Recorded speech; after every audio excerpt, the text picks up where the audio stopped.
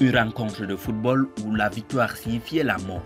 Suivez le récit de ces matchs qui a tourné au drame.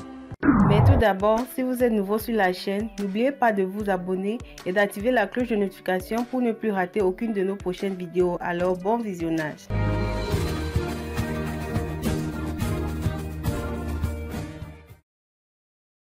En septembre 1941, en pleine Deuxième Guerre mondiale, la ville de Kiev est tombée aux mains des Allemands.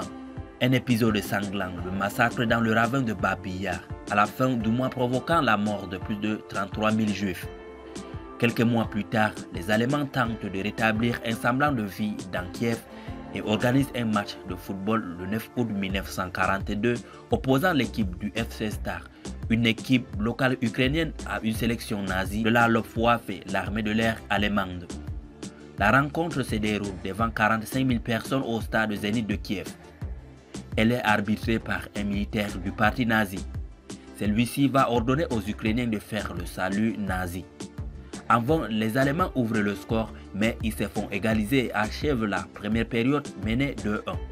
Pendant la pause, des soldats allemands entrent alors dans le vestiaire du FC Star et menacent les joueurs d'exécution s'ils ne laissent pas gagner l'équipe adverse. Mais les Ukrainiens ne se démontent pas et infligent une sévère défaite à l'occupant battu 5-3.